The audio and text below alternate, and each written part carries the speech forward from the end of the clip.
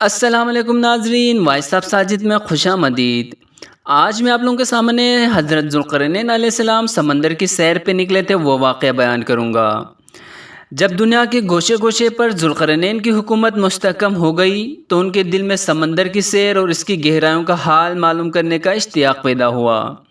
چنانچہ انہوں نے شیشے کا ایک بڑا طویل و عریض صندوق بنوایا تاکہ اس کے اندر بیٹھ کر باہری چیزوں کا مشاہدہ کیا جا سکے۔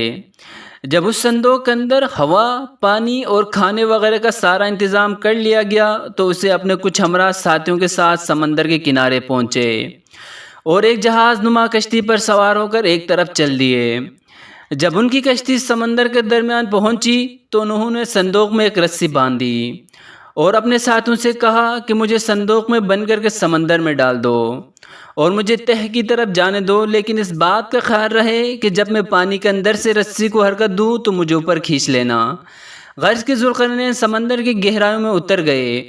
اور سمندری عجائبات اور ان کی مخلوقات کو دیکھتے چلے گئے،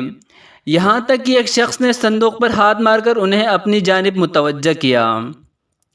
اور پوچھا کہ ایک ذوالقرنین، کہاں کا ارادہ ہے؟ کہا، چاہتا ہوں کہ سمندر کی تہ تک جاؤں اور وہاں دیکھوں کہ کیا ہے۔ اس شخص نے جواب دیا، اس وقت آپ اس جگہ پر ہیں جہاں سے طوفان کے زمانے میں حضرت نوح علیہ السلام گزرے تھے اور ان کا تیشہ کشتی سے گر گیا تھا اور آج تک اس کی گہرائیوں میں اترتا چلا جا رہا ہے اور ابھی تک تہ تک نہیں پہنچا، لہٰذا میری بات مانیے تو اس جگہ سے واپس جائیں اور اپنا آپ کو مزید خطرے میں نہ ڈالیں۔ ذوالقرنین علیہ السلام نے اس شخص کے کہنے پر عمل کیا اور اس رسی کو حرکت دے کر واپس پلٹ آئے اور اس مقام پر آپ نے ایک حد قائم کر دی جو سیدھے سکندری کہلائی۔